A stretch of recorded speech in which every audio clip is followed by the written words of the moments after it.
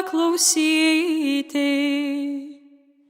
Eisiu gyro nepaklausyti, ar kukuoja gegutėlė. Lithuanians are one of the most interesting peoples of Europe, with an ancient history, rich culture, and unique traditions. They are among the Baltic peoples who gradually accepted Christianity and had a powerful state that existed in the Middle Ages.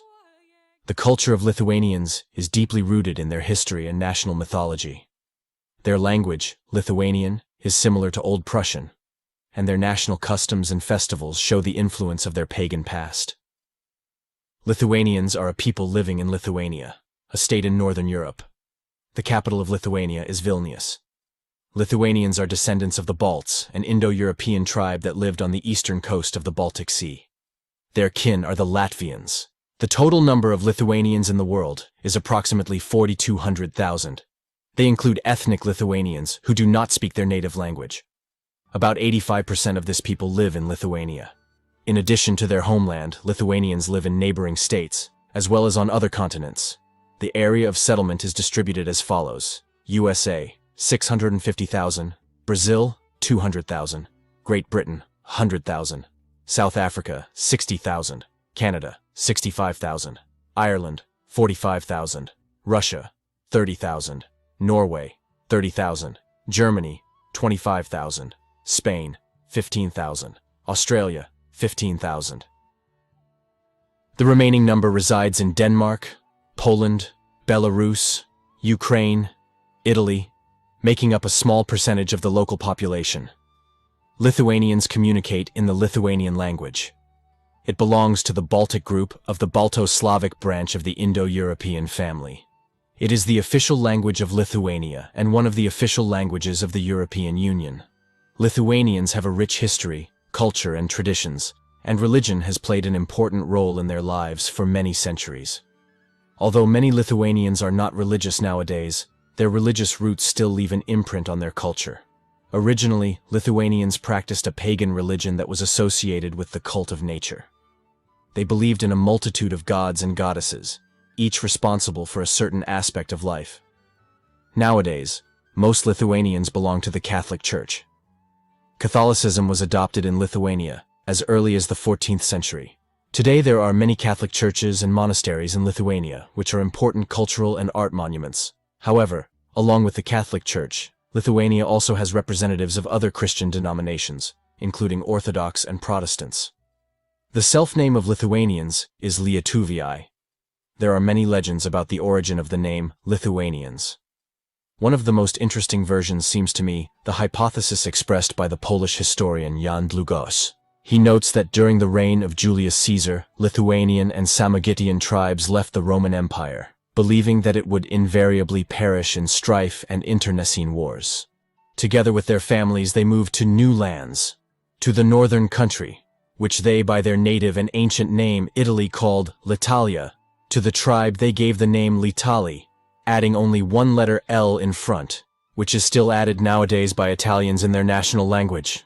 The first people appeared on the territory of modern Lithuania approximately 9 millennia before our era. As you understand, it is incorrect to call them Lithuanians. They were only the first tribes that occupied the selected lands.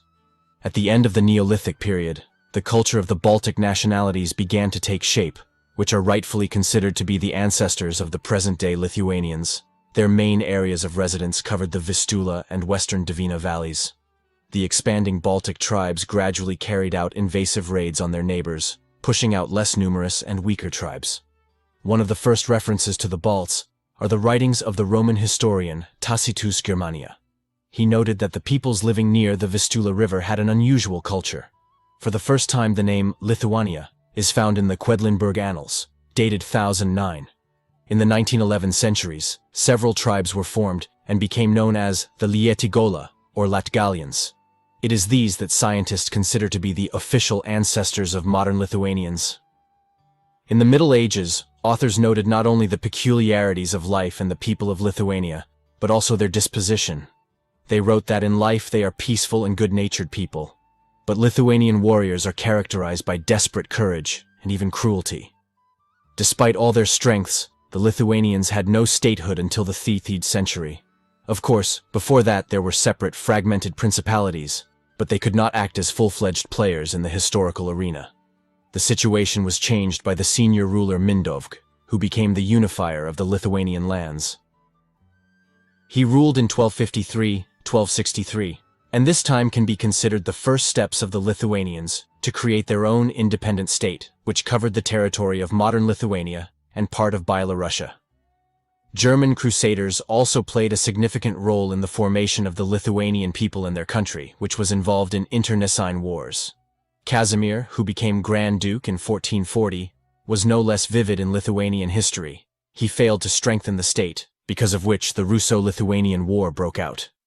Confrontation with Ivan the Terrible, who ruled Russia in the 16th century, strikes Lithuania and Poland, forcing the states to unite into one of the strongest powers of the following years, the Polish-Lithuanian Commonwealth.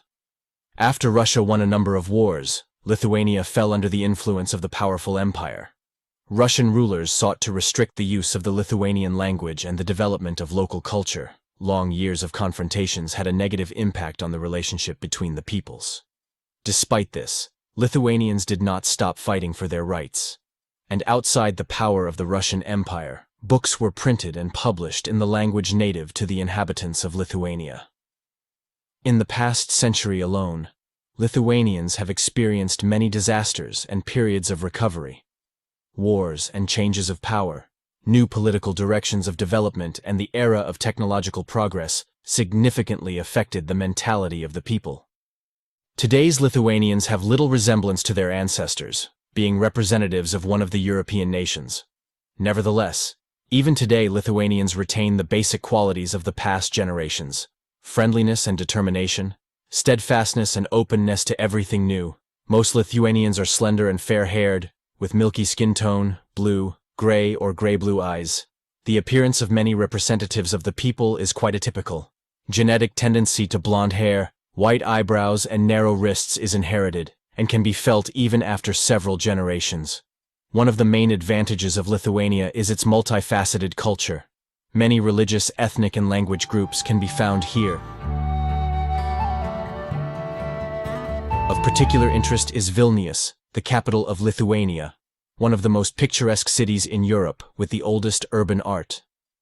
Lithuanians are proud of their rich history and culture, and are ready to share their traditions with foreign tourists. Lithuanians are known as a careful, thrifty nation with a rational mindset. They show restraint in conversation and manners. Aggressiveness is not peculiar to them. At the same time, they like to argue.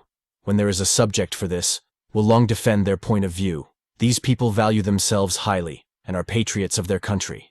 Despite these features, Lithuanians are cheerful and sociable, easy to get acquainted, maintain a conversation. Už ežero ugnis dega, už ežero ugnis dega, krinta byra kibirkštėlės, krinta byra kibirkštėlės, krinta byra kibirkštėlės, man siraka tai ašarėlės.